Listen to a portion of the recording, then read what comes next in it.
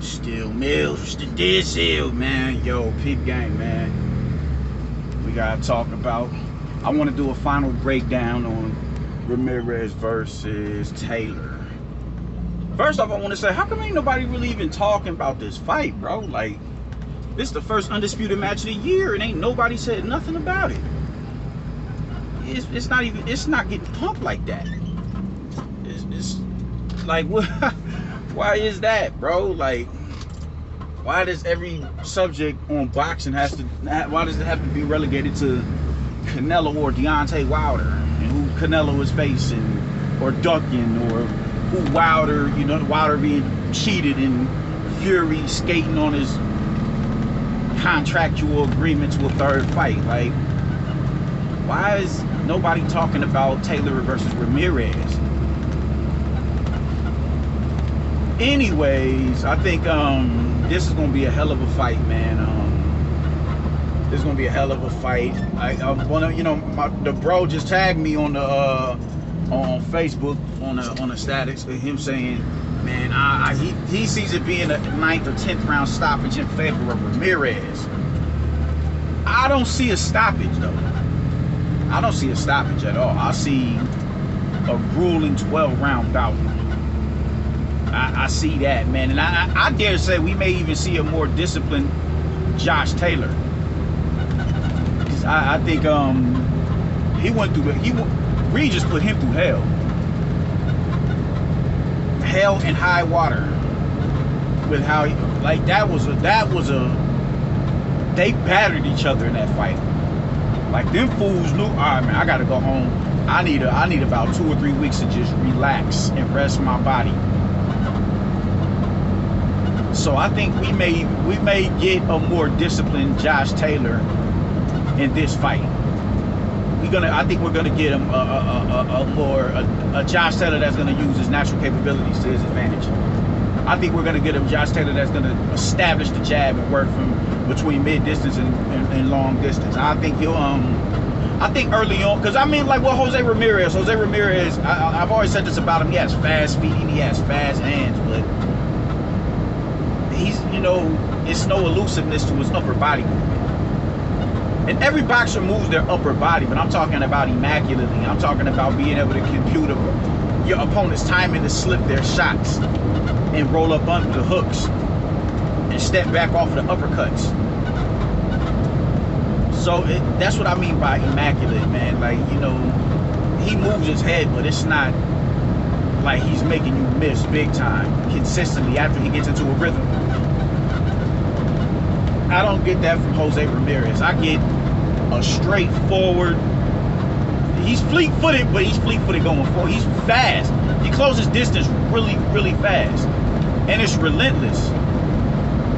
And you get the fast combinations, man. I think it's going to be a really exciting fight, and I think for the first 6 rounds, it's going to be a lot of swing rounds. I feel early on, man. I feel like it's going to come down to who lands the cleaner shot in the last second in each round early on in them fights. Early on in that fight. That's how I see it happening, man. I think Jose Ramirez is going to... Sheesh. His backstory is a motherfucker, man. So he's like, if you want my titles, you're going to have to fight for them. And I think he's going to outbrawl Josh Taylor early on in the fight. And I see around about the middle rounds, Josh Taylor really starting to get disciplined and establish his jab and work from the outside, set traps, keep him off balance with his switch hitting. Like, I've said it before, he's not prolific of a switch hitter like Bud. I don't even think he's on the. Could we put him on the same level as Danny Jacobs or Tyson Fury? I'm not too sure. Or what's his name? Julio Cesar. Man, I can't remember his name, but he fights in the lower divisions. He switch hits a lot. But it's like how Mike Tyson switched it. It wasn't using lateral movement. He switched it on, in the phone booth. But I see Josh Taylor doing that. I see him starting to switch hit, but him using his switch hitting was going to be like how Oscar Valdez looked against Miguel Berchelt, where he's pot shotting off of it and getting out of the, Pot shot and getting out. Pot shot, spin out. Go back to the right hand. Pot shot, get out, go back to the left hand. 1-2, get back to the right hand. I see him really, you know, keeping him guessing and having his wheels spinning like that in the mid rounds. In the mid rounds. And I see Josh Taylor coming out with a possible 7-5, maybe split decision. Maybe split, because I don't think Jose Ramirez is going in there to lay down. I don't. I just think Josh Taylor has more upside and more tools in his toolbox than Jose Ramirez. He does. But I don't know. It's hard to. My heart is telling me Josh Taylor. My heart is telling me Josh Taylor, man. These is both bad motherfuckers. These is both dog ass dudes who's gonna fight. I gotta go with Josh Taylor, man. I do. I don't think it's gonna be a stoppage. I do see somebody hitting the canvas. I do see that. I most definitely see that. And I think early in the fight, Postol was having success against not Josh Taylor. He had success with Josh Taylor as well, but with Jose Ramirez, he was having success with putting that walking stick on him. He had success with that. He had success with landing a jab. He had success with throwing a 2 off of him. He had really good success with that early on. And it kept Jose Ramirez honest. It did. But I think I don't see Jose Ramirez as a dude who can. I don't really see him make adjustments like that. I don't really see him making adjustments. I just see him, like Earl Spence, his willpower just really starts to elevate later as the fight goes on. And that's how he was able to come back and win that fight against Victor Postol.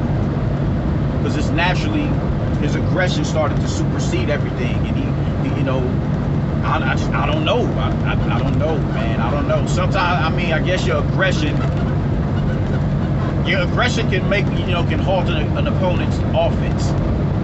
It can make a motherfucker second guess, like, yo, man, this dude is on me now. He's on me.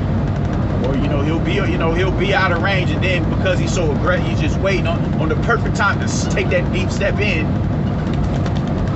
He times you, and he takes that deep step in, and next thing you know, he in your grill. So I don't know, man. I think Jose Ramirez is going to be a dude that is going to be like that with him. Really deciding and picking when he wants to be aggressive in the later rounds. And then, you know, what he did with Victor Postol. And he was able to squeeze out a victory. I personally had to draw, but nonetheless, he won the fight. I ain't mad at him. I ain't mad at them giving him the decision. So, I mean, just... He you know, clearly being he doesn't. Boxers can give him a bit of a headache, but he's beating them. He's beat boxers. Victor Postol is a solid boxer, a really solid boxer. He's still fighting at a championship level. He's a very solid boxer, and he was able to overcome that. And Victor Postol gave Josh Taylor all kinds of fits. So I do think he's going to give Jose Ramirez is going to give Josh Taylor a lot of trouble, especially early on. Because I don't think he's going to wait for Josh Taylor to get into a rhythm. I think he's going to come and pounce on him early, which he should. He should be looking for the knockout, early, or the knockdown early, and work the body early to take his legs away from him. He should be doing that.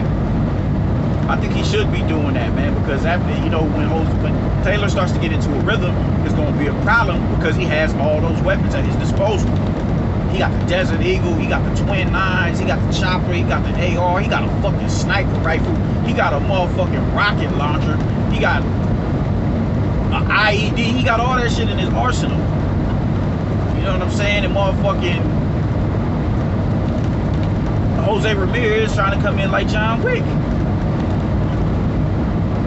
And we all see John Wick, you know, he ain't been killed yet, even with the world against him.